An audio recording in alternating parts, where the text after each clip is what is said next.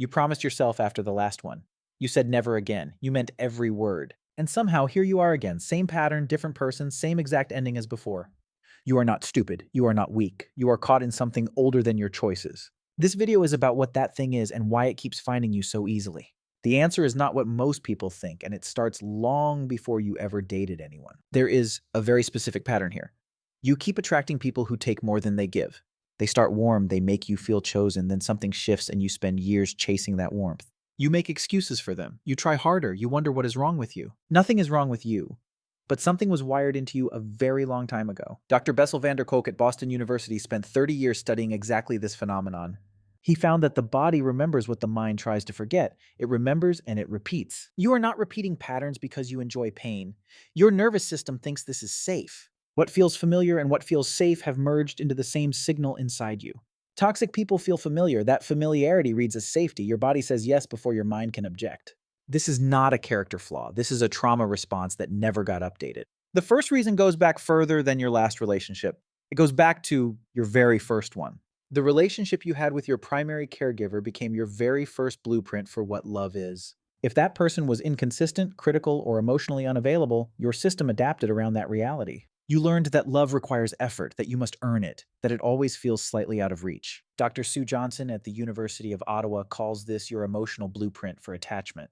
The child who chased a distant parent grows into the adult who chases a distant partner. Not because they are broken, because their nervous system learned that is simply how love must work. The second reason has a name. It is called trauma bonding, and it is biochemical. When someone gives you warmth, then takes it away, your brain releases cortisol and then dopamine. That cycle of stress and relief creates a chemical pull stronger than most good relationships ever produce. Dr. Patrick Carnes described it as the most powerful bonding mechanism the human brain knows how to make. The highs are higher because the lows were low. Your brain got addicted to the cycle without asking you. This is why you miss them even when you know they were terrible for you. Your brain is not missing them. It is missing the dopamine hit that came right after the pain.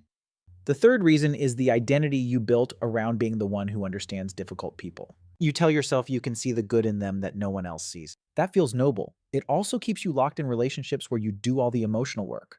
Psychologists call this the fixer or rescuer identity. It is deeply tied to your self-worth. If you can fix them, you are valuable. If they do not change, you try harder. The problem is that broken people are not puzzles that your love is designed to solve. Your worth is not contingent on whether someone else chooses to heal. It never was.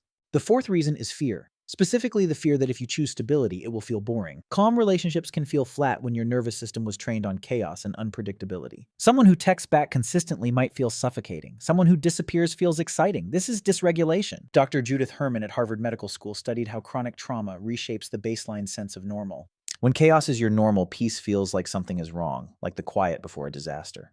You subconsciously self-sabotage stable relationships because your body does not know how to trust the stillness.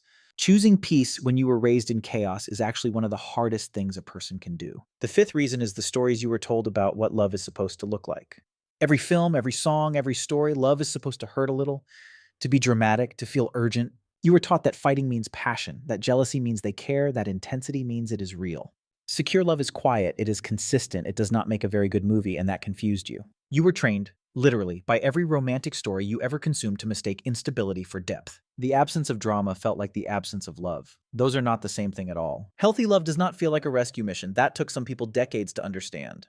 Here's the moment things start to shift. You stop asking what is wrong with them. You start asking a different question. You ask what pattern inside you keeps choosing this.